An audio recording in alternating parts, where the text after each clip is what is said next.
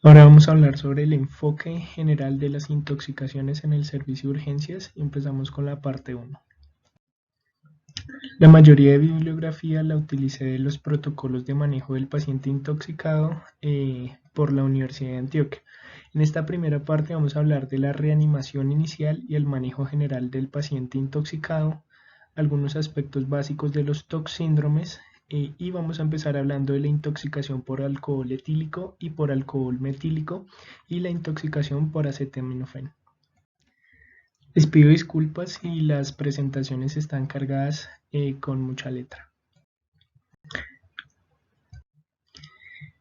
Iniciando con la reanimación inicial del paciente intoxicado, tengan en cuenta que los pacientes pueden presentarse desde asintomáticos hasta un paciente francamente inestable hemodinámicamente o un paciente en paro respiratorio o un paciente con paro cardiorrespiratorio. Tengan en cuenta que los xenobióticos producen manifestaciones fisiológicas actuando sobre receptores, sobre canales iónicos, sobre organelas intracelulares, sobre enzimas o reaccionando con membranas celulares o proteínas. Por lo tanto, el manejo va a ser dirigido cuando existe un antídoto específico o de manejo de soporte.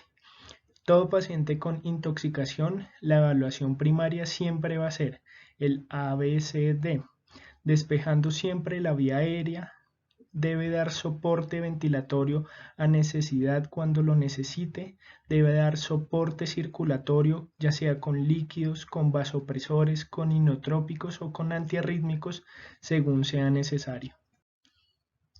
Entonces, ante un paciente con una intoxicación, siempre lo primero es estabilizar, obtener una vía aérea permeable, garantizar una adecuada oxigenación y estabilizar hemodinámicamente a los pacientes. Una vez todo paciente con una intoxicación se encuentra estabilizado, tanto ventilatoria como hemodinámicamente, se pueden realizar las medidas de descontaminación según las indicaciones de cada tóxico y según las contraindicaciones de cada tipo de intoxicación. Si ustedes conocen la sustancia en la que el paciente fue intoxicado, puede administrar una dosis de carbón activado a dosis de 1 gramo por kilo diluido en 4 cc por cada gramo de carbón activado y lo va a administrar por una sonda nasogástrica. Cuando requiera realizar la secuencia de intubación rápida, como lo vimos en las diapositivas de vía aérea, tenga en cuenta tener listo todos los dispositivos del manejo de la vía aérea, tenga en cuenta tener disponible el sistema de administración de oxígeno suplementario con un AMBU, tenga en cuenta los accesos venosos, todos los medicamentos y fármacos para la secuencia de intubación rápida y rápidamente evalúe los predictores de vía aérea. Y como vimos en las diapositivas de vía aérea, tenga en cuenta los números de tubo orotraqueal para las mujeres de 6,5 a 7,5 y hombres de 7,5 a 8,5. Y en los pacientes pediátricos con la fórmula de edad sobre 3+3 y en los recién nacidos iría desde 0001 según el término o pretérmino de los pacientes. Recuerde la secuencia, preoxigenar siempre con una FiO2 al 100% por 30 segundos a 60 segundos, realizar la medicación, realizar la maniobra de intubación adecuada y la oxigenoterapia post-intubación, conectando el tubo al AMBU o a la máquina de anestesia, iniciar un flujo de 10 litros con FiO2 al 100% y si tiene máquina de anestesia conectarlo o iniciar volumen corriente a 6 cc por kilo con 10 a 12 respiraciones por minuto. Sin embargo, le recomiendo que repase las diapositivas de vía aérea. Y les dejo acá las dosis de los inductores, de los relajantes musculares, de la sedación y la analgesia en todos estos pacientes. En cuanto a las intoxicaciones, pueden llegar a ser situaciones difíciles de manejar, ya que presentan desde signos y síntomas variados e inespecíficos. Tenga en cuenta que la historia clínica de buena fuente es muy importante para el manejo y el abordaje de estos pacientes. Realice un interrogatorio exhaustivo y realice un examen físico completo. Siempre se debe sospechar una intoxicación en todo paciente que inicia con un cuadro clínico súbito, es decir, un paciente que tiene súbitamente diarrea, vómito, falla ventilatoria, que súbitamente inicia con una crisis epiléptica, que tiene alteración del estado de conciencia, cambios de comportamiento, arritmias súbitas o distonías súbitas. En todo paciente sin una causa clara de un cuadro clínico, en un paciente previamente sano, en todo paciente con antecedente de polifarmacia, en todo paciente con intento de suicidio, en todo paciente con una ocupación relacionada con tóxicos o pacientes con trastornos psiquiátricos. En todo paciente con una historia clínica que no concuerde con el examen físico y que tenga hallazgos al examen físico como olores extraños en el aliento, que tenga miosis o alteraciones en las pupilas, que tenga quemaduras en la boca, quemaduras en la piel o quemaduras en las mucosas. Por lo tanto, como ya dijimos, la evaluación primaria indicada al manejo de la vía aérea, de la ventilación y de la circulación. Y lo siguiente es prevenir la absorción de los tóxicos que se administraron en los pacientes, favorecer su eliminación por la vía que fuere, administrar antídotos según sea necesario, es decir, según las indicaciones de cada tipo de intoxicación y si existen. Hacer vigilancia de la evolución clínica de los pacientes, si tienen deterioro, si continúan igual o si mejoran o evolucionan adecuadamente. Y si no hay respuesta, considerar otro tipo de intoxicación o un diagnóstico alternativo. El objetivo del manejo de la vía aérea siempre va a ser corregir la hipoxia, corregir la acidemia y prevenir las broncoaspiraciones. Por otro lado, debe monitorizar la oximetría continuamente si el paciente tiene dificultad respiratoria, si tiene ruidos respiratorios anormales o si el paciente se encuentra cianótico. Y debe monitorizar hemodinámicamente si el paciente presenta inestabilidad hemodinámica, ya sea dada por hipotensión arterial o que el paciente tenga signos y síntomas de hipoperfusión tisular. Entonces, ¿cómo debe ser dirigida la anamnesis en la historia clínica ante un paciente con una probable intoxicación? Usted debe preguntar qué sustancia está involucrada y si fueron más de una, la presentación de la sustancia, la cantidad ingerida, el tiempo transcurrido desde el momento de la exposición y el momento de la consulta. ¿Cuál fue la vía de exposición del agente tóxico? Si fue vía oral, si fue por vía dérmica, si fue por vía inhalatoria, parenteral, a nivel de las mucosas, si fue a nivel ocular o si es desconocido. ¿Qué tratamientos previos ha recibido el paciente, sean adecuados o no? Es decir, si en la casa o a nivel prehospitalario iniciaron medidas o tratamientos iniciales. Y recuerde siempre diligenciar la ficha del Civigila del paciente intoxicado. Vamos a empezar a hablar de las medidas específicas de descontaminación, iniciando con la descontaminación ocular. Usted debe retirar suavemente con una gasa limpia y seca todo material extraño que se encuentre ubicado en el globo ocular. Y también debe realizar un lavado, una irrigación con los párpados completamente retraídos. Este lavado debe ser no inferior a 20 minutos y debe aplicar una gota de anestésico en el ojo, por ejemplo, lidocaína sin epinefrina. Al realizar el lavado debe realizarse con al menos 1 litro de solución salina isotónica o de lactato de Ringer por una manguera de venoclisis. Esta imagen abajo a la izquierda es el método para irrigar el ojo. Conectan una venoclisis a la bolsa de solución salina o lactato de Ringer y llegan al ojo y lo retraen. Una manera es utilizar un clip y se puede retraer el ojo abriendo el clip, lo abren en los dos extremos como se evidencia acá y acá, y uno de los extremos lo doblan con una pinza para que este extremo sea el que retraiga, haga la retracción del párpado superior. Una vez retraído el párpado, aplicada la gota anestésica, conectan la venoclisis e inician la irrigación del litro completo. Deben medir el pH en la conjuntiva del párpado inferior cada 15 minutos hasta que éste sea de 7.5 a 8 el pH. Y deben realizar la remisión a oftalmología con el ojo ocluido, formular un antibiótico colírico y un cicloplégico. Estos dos últimos, para el antibiótico colírico puede ser tobramicina en gotas, o para el cicloplégico pueden utilizar ciclopentolato en gotas o atropina en gotas. En cuanto a la descontaminación cutánea, deben retirar igualmente suavemente con una gasa limpia y seca todo material extraño a nivel de la piel. Deben quitar la ropa cortándola y colocar la ropa en una bolsa plástica para evitar que las demás personas se contaminen con la ropa.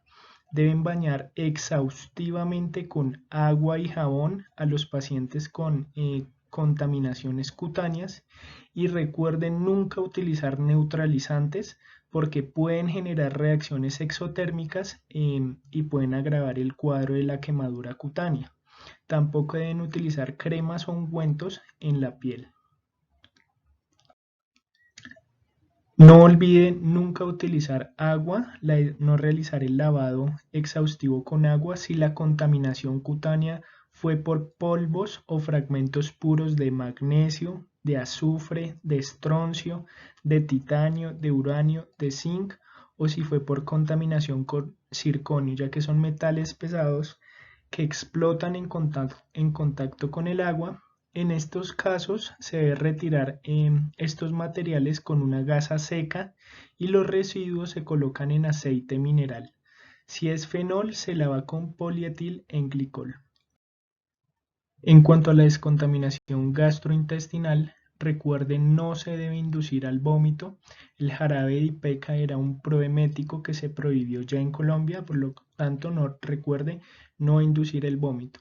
El lavado gástrico ya no se recomienda. Se utilizaba administrando una sonda orogástrica y administrando y aspirando pequeños volúmenes de líquido. Sin embargo, el lavado gástrico no mejora el pronóstico y está asociado a neumonías aspirativas, por lo tanto, ya no se recomienda. Si parece apropiado utilizar, el método de descontaminación gastrointestinal más adecuado es la administración de carbón activado. En este caso, se debe observar y tratar según el soporte y la indicación de cada tóxico con carbón activado en lugar del lavado gástrico. Ahora, ¿en quién está indicado el carbón activado? Recuerde que el carbón activado impide la absorción gastrointestinal de algunos tóxicos y este mismo se elimina por las heces con el tóxico.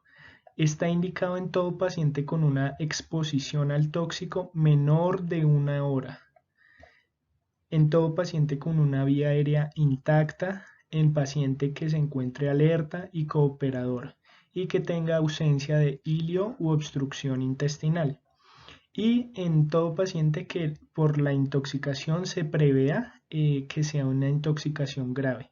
Y estas son las contraindicaciones al carbón activado: todo paciente con una vía aérea no asegurada, todo paciente en el que el carbón activado no actúa, es decir, el carbón activado no sirve para la intoxicación por alcoholes, por hierro, por litio o por metales. En cuanto a los cáusticos, hay riesgo de perforación de la vía aérea, por lo que no se debe utilizar el carbón activado. Cuando hay exposición oral a hidrocarburos, a los ácidos o a los álcalis, es decir, los cáusticos, y en todo paciente con abdomen agudo, con hilio o perforación intestinal. En cuanto a la dosis del carbón activado, debe ser 1 gramo por kilo de peso, disuelto en agua corriente y tibia. Por cada gramo de carbón activado debe mezclarse o diluirse con 4 cc de agua corriente. El paciente lo toma directamente o por sonda orogástrica en dosis única. Ejemplo, si el paciente pesa 85 kilogramos de peso, pues se administrarán 85 gramos de carbón activado diluido en 340 cc de agua corriente, porque por cada gramo de carbón activado deben diluirse en 4 cc de agua. Recuerde diluir vigorosamente y el paciente lo toma directamente. En pacientes con intoxicaciones por xenobióticos que tengan circulación enterohepática, es decir, que se absorben en el tracto gastrointestinal, pero se vuelven a secretar por vía biliar, por lo tanto el xenobiótico va a estar recirculando. En estos casos se puede continuar una infusión continua de carbón activado y a esto se le llama una diálisis gastrointestinal. ¿Qué xenobióticos tienen circulación enterohepática? La carbamazepina, el fenobarbital o la teofilina. Sin embargo, usted buscará si ese fármaco o ese xenobiótico tiene circulación enterohepática y si es útil el carbón activado. ¿Cómo se debe realizar entonces la diálisis gastrointestinal?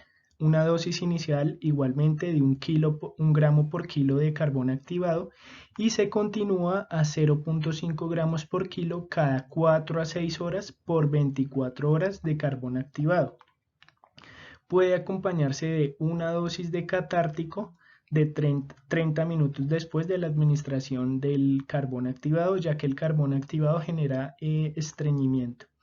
La otra opción es administrar manitol al 20%, 1 gramo por kilo, es decir, 5 cc por kilo, vía oral. Si el paciente vomita en los primeros 30 minutos de haber administrado el carbón activado, se puede repetir la dosis.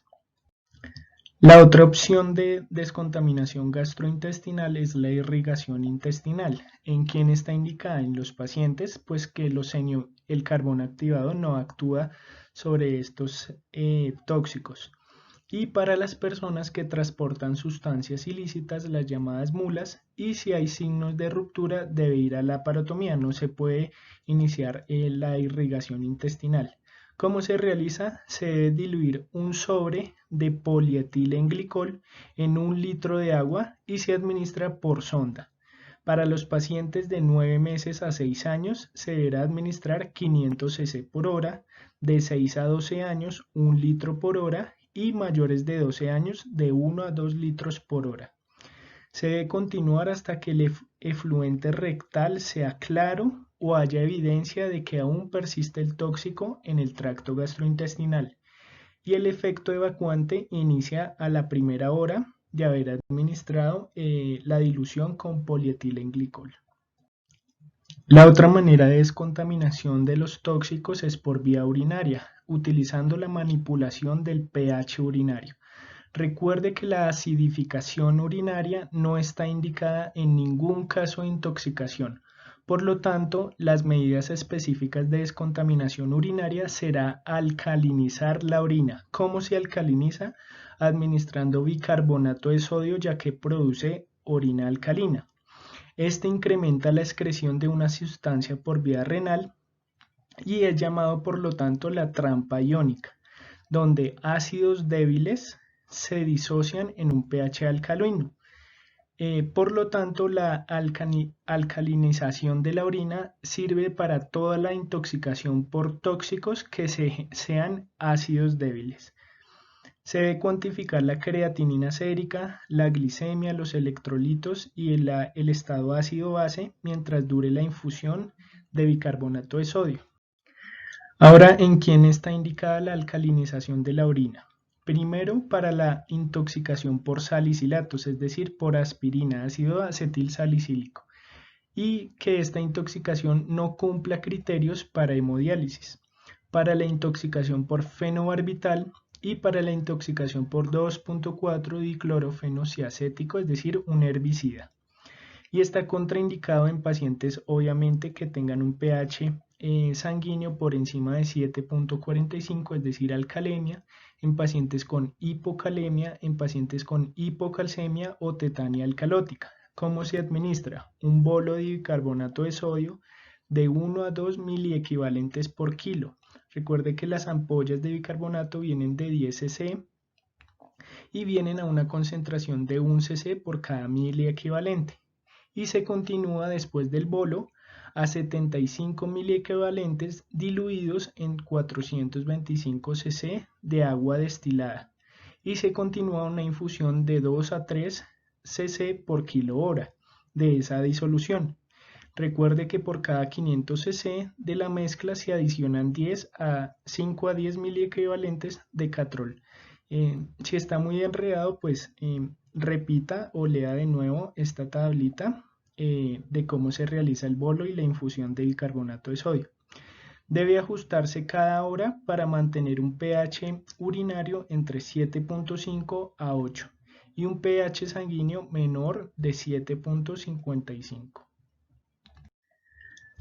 La pregunta ahora es: ¿a qué paciente debe ser remitido e ingresado a la unidad de cuidado intensivo? Todo paciente intoxicado que tenga crisis epilépticas, que tenga alteración del estado de conciencia dado por un Glasgow menor de 12 puntos, todo paciente que requirió intubarse de emergencia, un paciente con falla respiratoria, un paciente con edema pulmonar, un paciente con una presión arterial sistólica debajo de 80 milímetros de mercurio, con choque o hipoperfusión, un paciente con bloqueo auriculoventricular de segundo grado o de tercer grado, un paciente con hipocalemia secundaria a una intoxicación por digitalicos como digoxina, un paciente con alteración del estado ácido-base dado por acidosis metabólica de difícil manejo y un paciente con necesidad de diálisis de emergencia por la intoxicación. Recuerde que si la intoxicación es grave, debe remitir a un nivel de mayor complejidad que tenga o que cuente con toxicólogo clínico y con unidad de cuidado intensivo. Ahora vamos a hablar de los aspectos básicos de los toxíndromes y hablando de los grandes síndromes toxicológicos. Recuerde que los toxíndromes permiten asociar y relacionar hallazgos al examen físico, signos y síntomas con un grupo de agentes tóxicos de mecanismos de acción similar, con el objetivo de orientar el diagnóstico y pues por lo tanto permite el tratamiento antidotal específico y iniciar el manejo de soporte según cada toxíndrome. ¿Qué toxíndromes hay? Primero el adrenérgico, el serotoninérgico, el anticolinérgico, el colinérgico, el opioide y el sedante.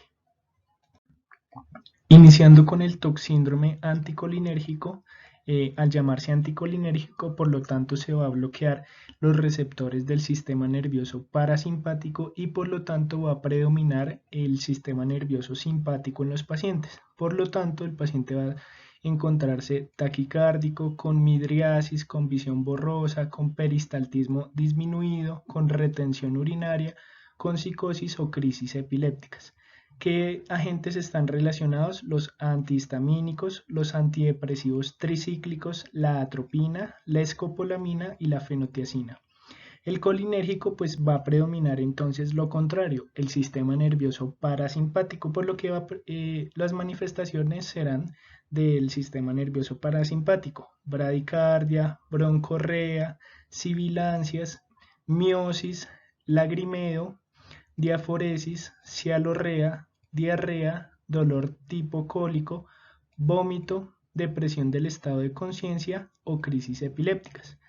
Carbamatos, fisostigmina, los organofosforados y la pilocarpina son ejemplos de agentes colinérgicos. El síndrome adrenérgico pues va a ser por activación de los receptores adrenérgicos y por lo tanto predominio del sistema nervioso simpático, donde van a tener taquicardia, hipertensión arterial, midriasis, diaforesis, agitación, psicosis y crisis epilépticas, como las anfetaminas, la cafeína, la cocaína, la efedrina, la fenilciclidina y la terbutalina, al ser un agonista beta-2 adrenérgico. En cuanto al toxíndrome por sedante hipnótico, van a tener hipotensión, apnea, hipotermia, confusión, estupor y coma, es decir, un bloqueo total del sistema nervioso central con una depresión del mismo. Los anticonvulsivantes, los antipsicóticos, los barbitúricos, las benzodiazepinas y el etanol son ejemplos de depresores del sistema nervioso central. Y el toxíndrome alucinógeno va a producir taquicardia, hipertermia, midriasis, agitación, hiperactividad muscular, alucinaciones, psicosis, pánico, sinestesias y crisis epilépticas. Las anfetaminas, la cocaína, la fenilciclidina, el LSD y la marihuana son ejemplos de sustancias o agentes que producen un toxíndrome alucinógeno. Por otro lado, el toxíndrome narcótico opioide, es decir, por intoxicación con opioides, van a generar al haber activación de los receptores mu, kappa y delta, bradicardia, hipotensión, depresión respiratoria, miosis, hipotermia, peristaltismo disminuido y reducción del estado de conciencia, muy similar al efecto colinérgico, con depresión del estado de conciencia y con depresión del sistema nervioso central. Por otro lado, el toxíndrome serotoninérgico, es decir, activación o aumento de las concentraciones del neurotransmisor serotonina. Va a haber taquicardia, midriasis, piel caliente y sudorosa, diaforesis, episodios eméticos, va a haber diarrea, irritabilidad, hiperreflexia, trismus, temblor y mioclonías.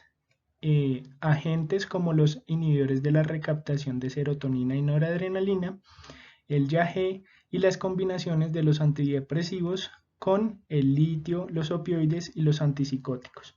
Vean que en este caso el paciente tiene componentes de activación del sistema nervioso adrenérgico simpático con taquicardia, midriasis, piel caliente, diaforesis, pero vean que también tiene componentes del sistema nervioso parasimpático como el vómito, la diarrea, y por lo tanto esto indicaría y descartaría un toxíndrome netamente adrenérgico o colinérgico o anticolinérgico.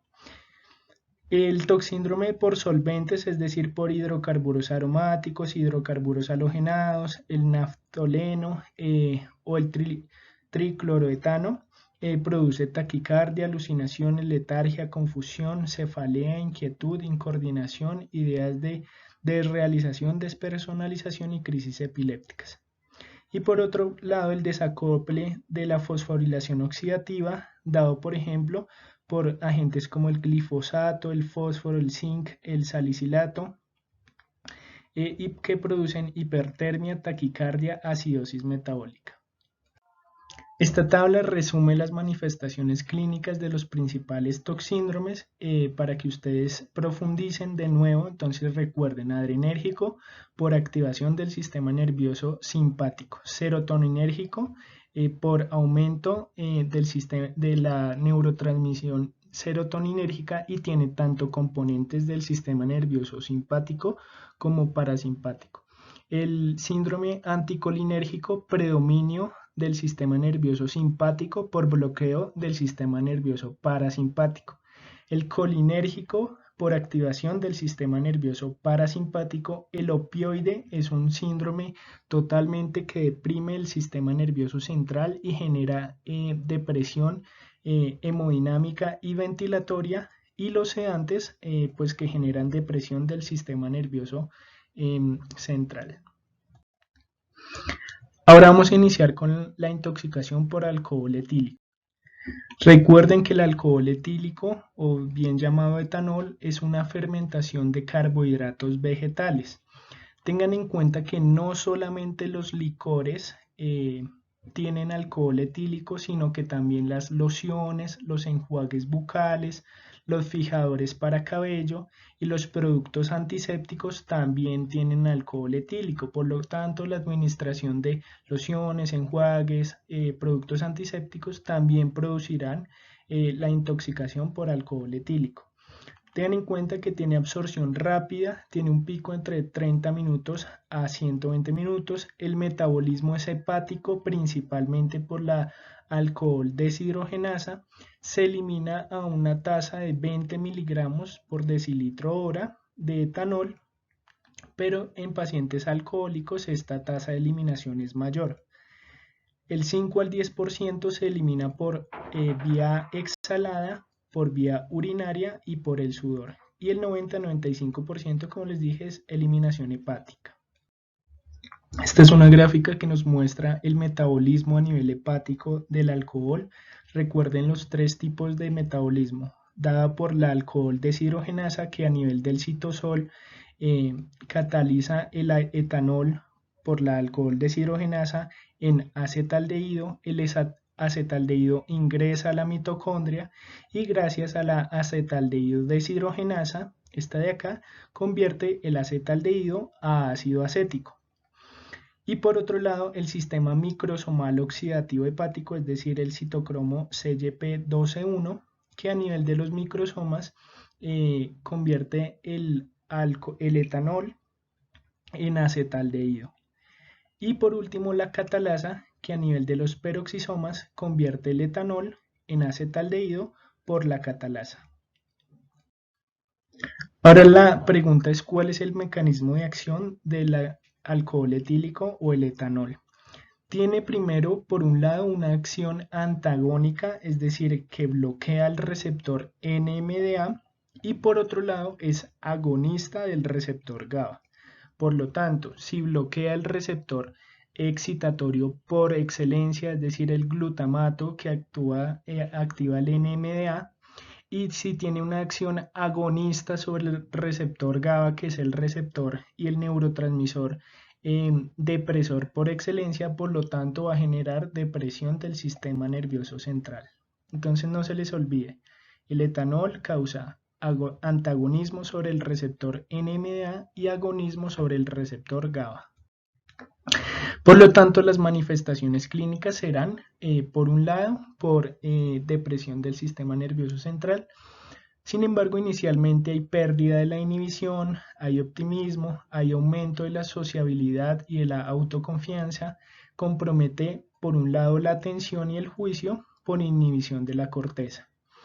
Hay unos síntomas y signos de impregnación del sistema nervioso central, como son el nistagmus espontáneo o postrotacional, es decir, se le indica al paciente que dé vuelta sobre sí y después inicia un nistagmus evidente. También se puede evidenciar ruboración facial y por otro lado, alteración de la coordinación motora fina, alteración de la convergencia ocular, adiadocoquinesia, disartria y arreflexia. Y los síntomas más graves serán depresión hemodinámica con hipotensión arterial, hipotermia y diaforesis. Y los más graves serán cuando exista ya depresión significativa del sistema nervioso central con alteración del estado de conciencia hasta el paciente comatoso, depresión respiratoria y en casos raros rabdomiólisis. Se puede evidenciar en el electrocardiograma aumento del tono simpático, disminuye el tono vagal, alteración de la repolarización y un QT corregido prolongado. Por lo tanto, se puede evidenciar una taquicardia sinusal.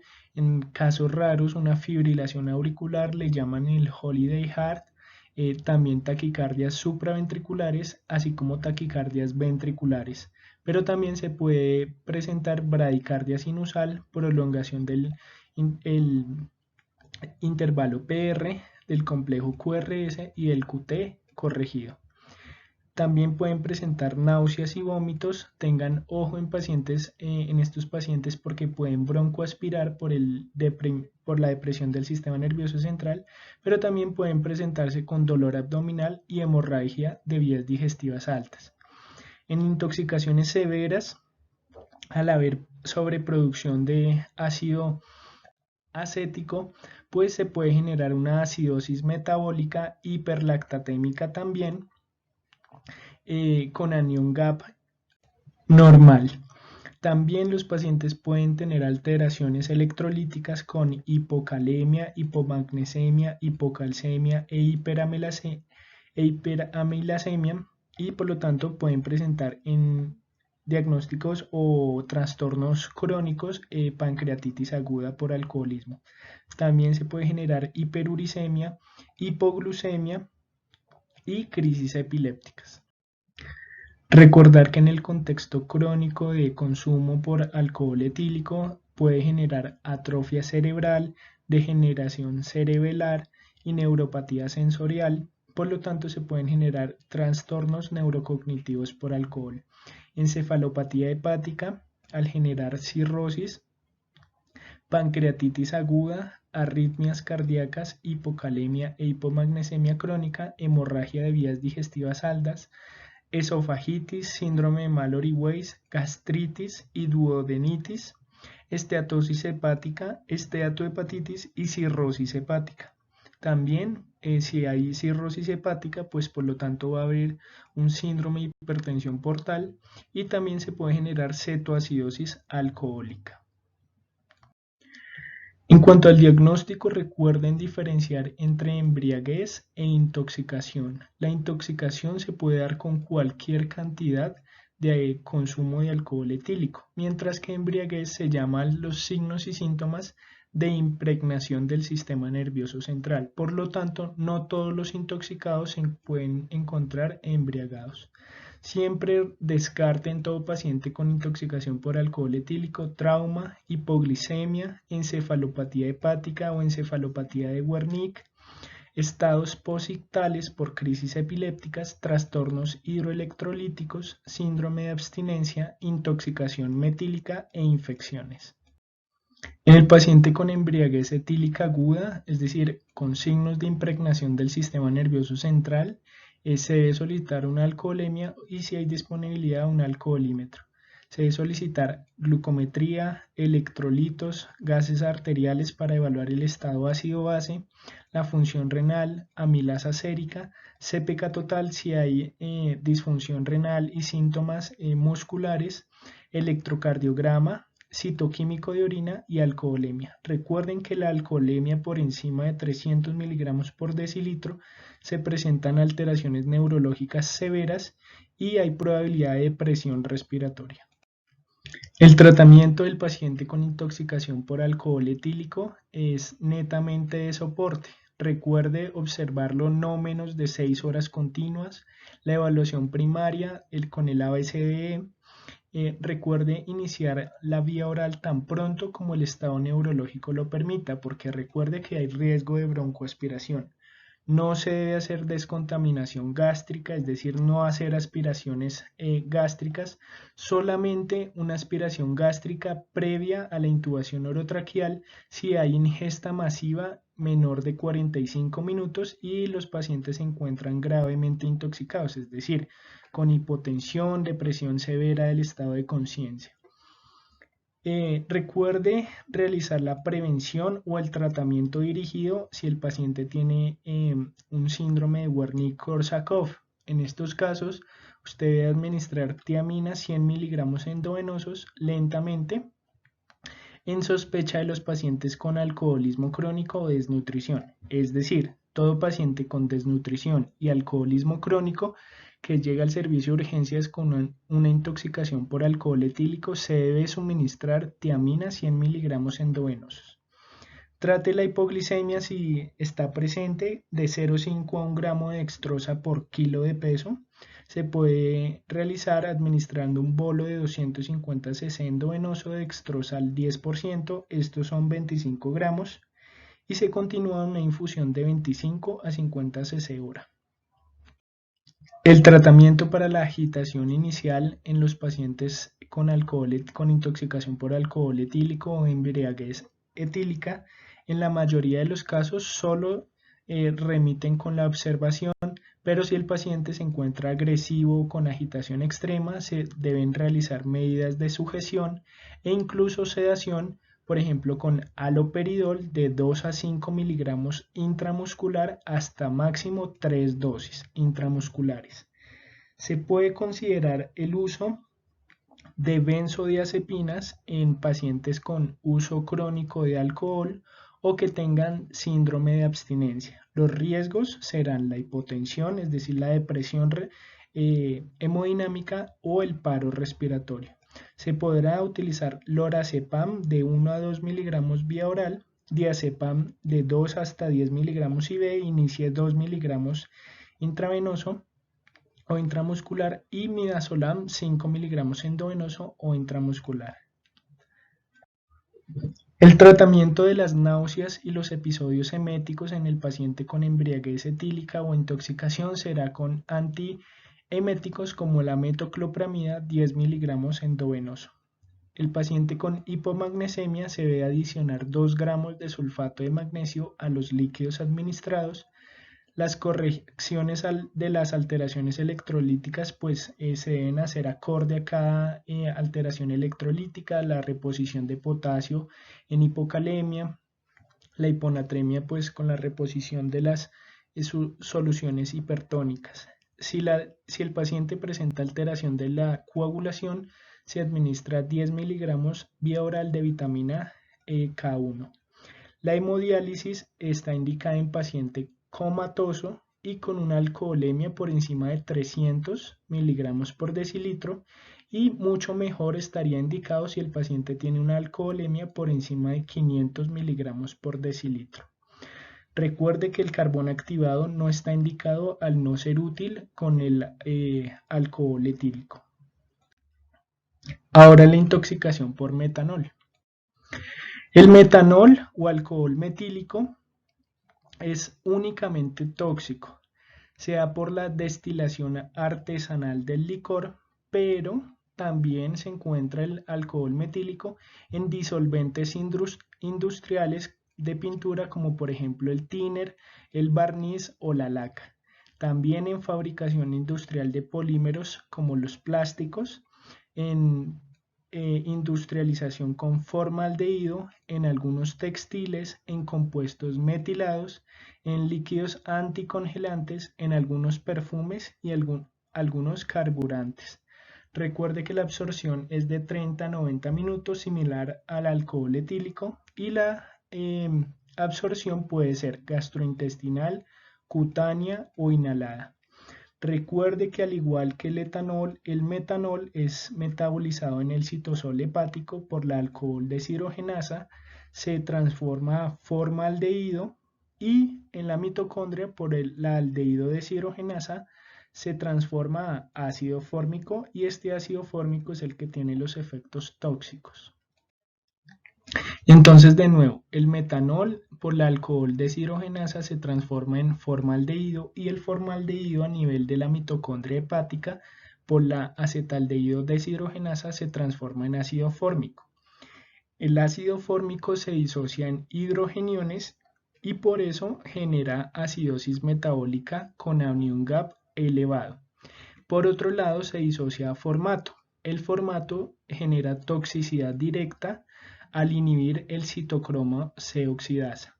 Hay una forma de desintoxicación del ácido fórmico, es la unión con ácido fólico y tetrahidrofolato, que disocian a agua y dióxido de carbono. Sin embargo, hay pocas reservas de folato y la enzima es lenta, por lo tanto esta acción es inefectiva. Y tenga en cuenta que la intoxicación por ácido alcohol metílico no produce depresión del sistema nervioso central ni embriaguez etílica o metílica. Por lo tanto, los pacientes con intoxicación con alcohol metílico van a generar acidosis metabólica por la liberación de hidrogeniones por el ácido fórmico, va a acumularse formato e inhibir la citocromo C oxidasa a nivel mitocondrial. Esto va a agravar la hipoxia tisular, va a generar exceso de lactato por la hipoxia tisular, va a aumentar la falla circulatoria por el exceso de lactato y va a aumentar la acidosis metabólica ahora por hiperlactatemia. Por lo tanto, los pacientes van a generar una acidosis metabólica exagerada, severa, por la intoxicación con el ácido fórmico. ¿Cómo se presentan los pacientes? Con anorexia, confusión, cefalea, malestar general, debilidad, náuseas, hiperventilación por la acidosis metabólica o con dolor torácico. Con episodios eméticos, dolor abdominal, ataxia, fotofobia, visión borrosa, visión en copos de nieve, visión con manchas o amaurosis. Hay algunos factores que preceden la amaurosis, como lo son la midriasis, las pupilas parcialmente reactivas o aquellas pupilas que no están reactivas, y cuando se observa hiperemia del disco óptico con desvanecimiento de los márgenes, es decir, pseudopapilitis. Los pacientes tienen mal pronóstico con acidemia, rabdomiólisis, pacientes que generan lesión renal aguda, que tienen crisis epilépticas, que tienen bradicardia, hiperglicemia, respiración de Kussmaul, falla respiratoria o falla circulatoria o pacientes comatosos. Si hay paro respiratorio, tenga en cuenta que la mortalidad va hasta el 75%. Por lo tanto, ¿qué secuelas pueden tener los pacientes intoxicados con alcohol metílico? Neuropatía óptica, es decir, ceguera, infartos en los ganglios basales con parkinsonismo, encefalopatía tóxica y polineuropatía. El diagnóstico siempre debe sospecharse intoxicación por alcohol metílico o metanol en todo paciente con acidosis metabólica de origen desconocido y que tienen anion gap aumentado.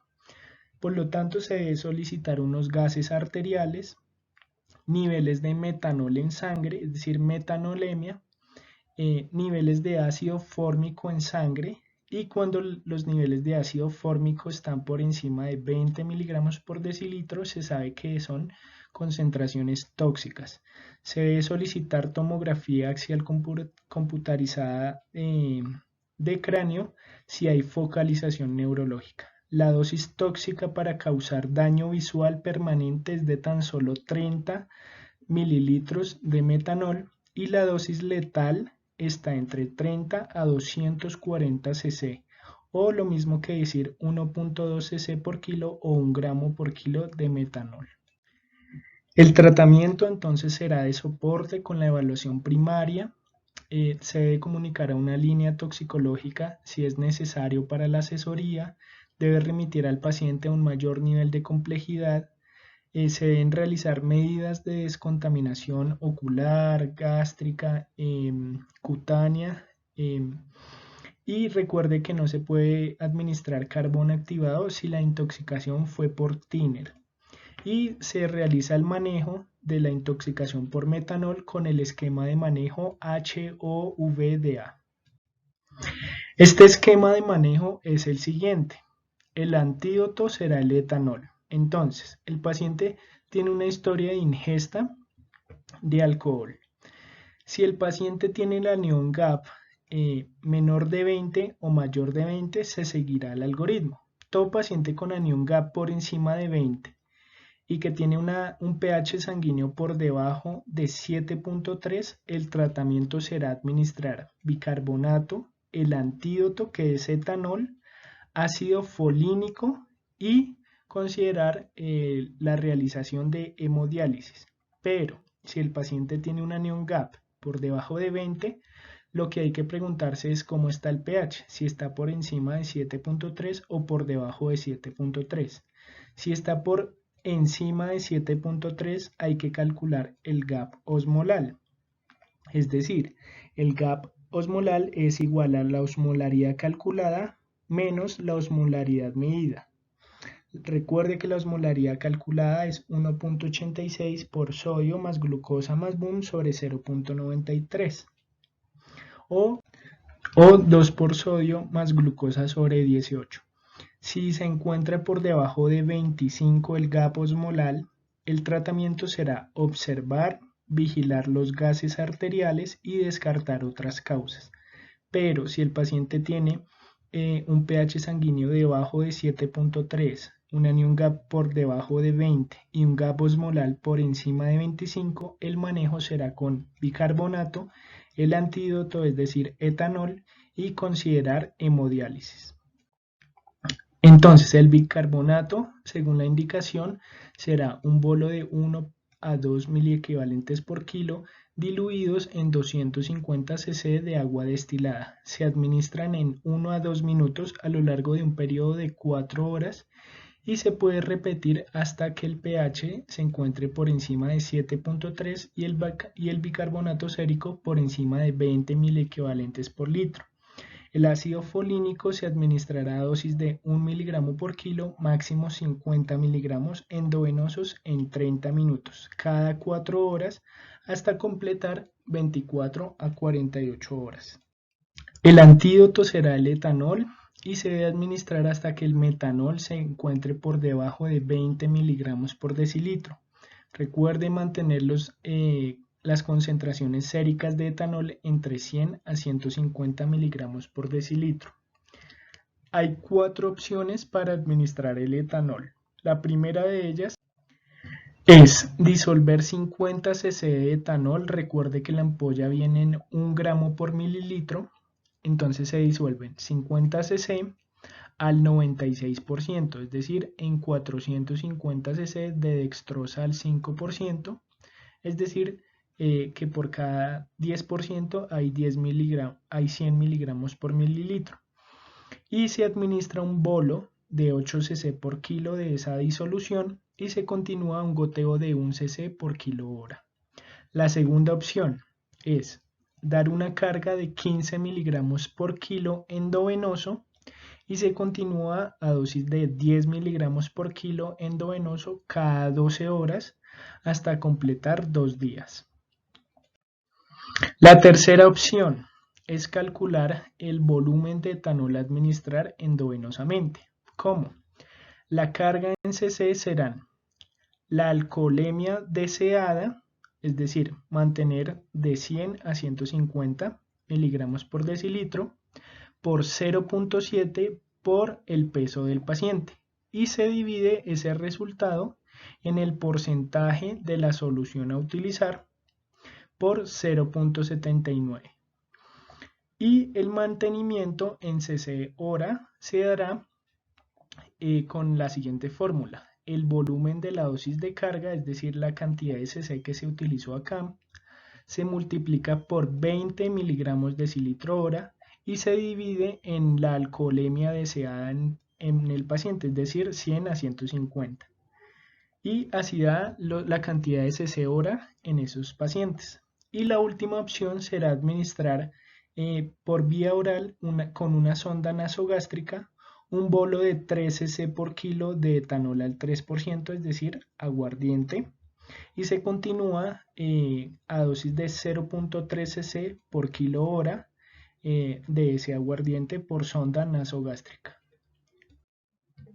Los criterios de hemodiálisis en intoxicación por metanol será aumentar un 30% el goteo del antídoto cuando hayan síntomas visuales independientemente de la concentración de metanol en sangre, cuando la metanolemia se encuentre por encima de 50 miligramos por decilitro o haya una historia de ingestión de 30 cc en adultos o 0.5 cc kilo en niños de metanol absoluto, es decir, al 99%, cuando haya un gap osmolar por encima de 25 miliosmoles por kilo o cuando haya acidosis metabólica con un pH de menos de 7.3 con anion gap por encima de 20. Ahora vamos a hablar de la intoxicación por acetaminofén. Recuerde que la acetaminofén es un analgésico y antipirético que no tiene acción antiinflamatoria, tiene una absorción rápida y completa, se retarda con los alimentos, tiene una biodisponibilidad del 60 hasta el 98%, un pico en plasma de 30 a 60 minutos, una vida media de 2 horas. En sobredosis la absorción cambia a ser a 2 horas y el pico en plasma a 4 horas. El metabolismo es hepático y la eliminación es 90% renal en las primeras 24 horas. El metabolito tóxico y por lo cual se genera la toxicidad por acetaminofén es el N-acetil P-benzoquinoneimina, es decir, la NAPQI. Este metabolito tóxico está implicado en la generación de hepatotoxicidad, alto nivel de reactividad con las membranas del hepatocito y por lo tanto genera la toxicidad hepática. El glutatión reacciona con este metabolito y lo elimina, pero en dosis tóxica, pues este metabolito se satura y por lo tanto predomina el metabolito, predomina la reactividad con las membranas del hepatocito y por lo tanto la hepatotoxicidad. Este es el metabolismo del acetaminofén a nivel hepático. Vean que gracias al citocromo P450-12-1 genera el metabolito reactivo, la NAPQI, y gracias al glutatión esto pues genera la conjugación de este metabolito reactivo en cisteína y conjugados de ácido mercaptopurínico. Por otro lado, está la razón de que al haber depresión de las concentraciones intracelulares de glutatión, pues genera el predominio de este metabolito y por lo tanto la inestabilidad de la membrana hepática. Y es por esto que la administración de acetilcisteína, al ser el antídoto, restaura las concentraciones intracelulares de glutatión y por lo tanto metaboliza este metabolito tóxico a cisteína. Por lo tanto, la toxicidad del acetaminofén es por un desbalance entre el metabolito tóxico y el glutatión. Existe oxidación de enzimas, altera la respuesta contra las especies reactivas del oxígeno, resultando en peroxidación de los componentes intracelulares por este metabolito y por lo tanto hay muerte por lisis celular. Posteriormente hay quimiotaxis por macrófagos y células inflamatorias con una reacción proinflamatoria a nivel hepática y por eso hay necrosis de los hepatocitos. De nuevo, el acetaminofén a nivel intracelular del hepatocito, al oxidarse y conjugarse por el citocromo P450-12-1, genera el metabolito tóxico. Este metabolito, por un lado, genera el estrés celular con estrés de las especies reactivas del oxígeno, toxicidad mitocondrial y lisis celular, pero también genera una señalización celular con activación proinflamatoria por los linfocitos CD4 positivos y los linfocitos CD8 positivos y genera presentación de antígenos con la célula presentadora de antígenos a nivel de las células Kupffer, es decir, los macrófagos de los hepatocitos. Y de nuevo esta es la acción de la acetilcisteína para la intoxicación por acetaminofén. La acetilcisteína se convierte en cisteína y se une al glutamato. Por la glutamilcisteína sintetasa se genera glutamilcisteína y esta glutamilcisteína por la acción de la glutatión sintetasa lo que hace es reducir el glutatión y por lo tanto aumenta las concentraciones intracelulares de glutatión reducido y por lo tanto reduce aún más el metabolito tóxico del acetaminofén. Tengan en cuenta que la dosis tóxica de acetaminofén son 7.5 gramos y en pacientes pediátricos o menores de 50 kilos son 150 miligramos por kilo. Las manifestaciones clínicas están divididas en 4 fases. La primera fase va de 30 minutos hasta 24 horas. Los pacientes pueden estar asintomáticos, pero también presentar síntomas inespecíficos como anorexia, náuseas, malestar general, palidez, episodios eméticos y diaforesis. En este momento las pruebas de función hepática pueden ser normales. En la fase 2, de 24 a 72 horas, es la parte inicial de la injuria hepática. Se presentan signos y síntomas que pueden variar en gravedad y hay un patrón de lesión hepatocelular en los laboratorios, donde la AST es más sensible que la ALT o la AST o ALT se encuentran por encima de 5 veces del límite superior de normalidad. El INR y las bilirrubinas pueden encontrarse normales. Puede haber alteración del segmento ST y aplanamiento o inversión de la onda T. Y en la fase 3, que ocurre de 72 horas, es decir, al tercer día, hasta las 96 horas, es donde ocurre el mayor daño hepático, con falla hepática secundaria a la necrosis centrolobulillar. Es frecuente encontrar las transaminasas por encima de 1000 unidades por litro y puede haber elevación del tiempo de protrombina, de las bilirrubinas, del lactato, del fosfato y puede haber acidosis metabólica. Es posible también encontrar lesión renal y lesión cardíaca. La fase 4 es a partir del cuarto día, es decir, de las 96 horas y va hasta las 2 semanas.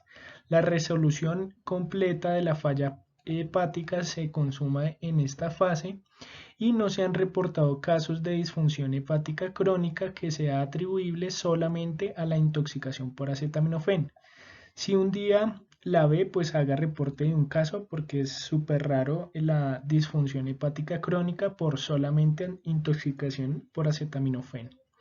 Estos son los criterios de consulta a hepatología.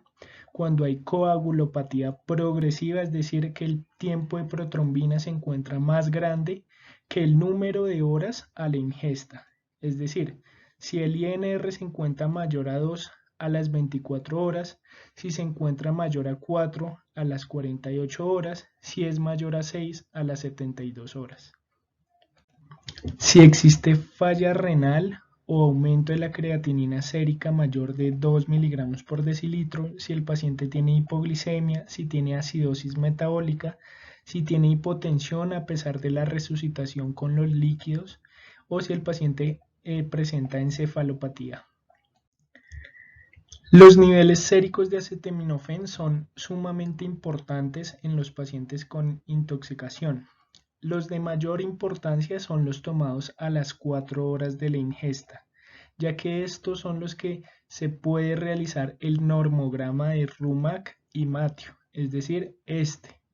Tenga en cuenta que este permite generar la probabilidad de lesión hepática según el tiempo desde la ingesta, es decir, vean acá en el eje X las horas después de la ingesta de acetaminofén en 0, 4, 8, 12, 16, 20 y 24 horas y las concentraciones séricas de acetaminofén. Vean que en el eje X de la Y acá se evidencian las concentraciones séricas de acetaminofén y pueden darse en micromoles por litro o microgramos por mililitro.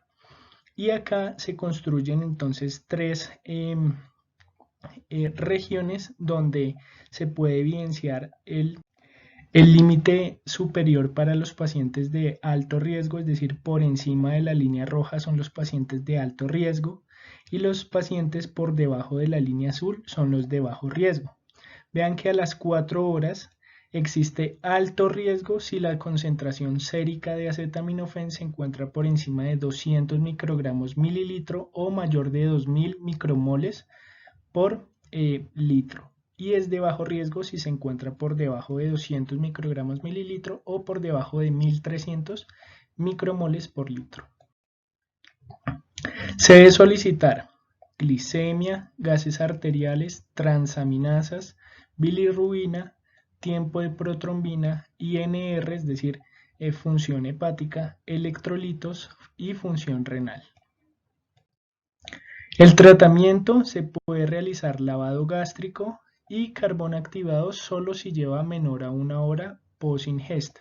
Recuerde que el lavado gástrico no está muy indicado y más que todo se debe realizar la administración de carbón activado.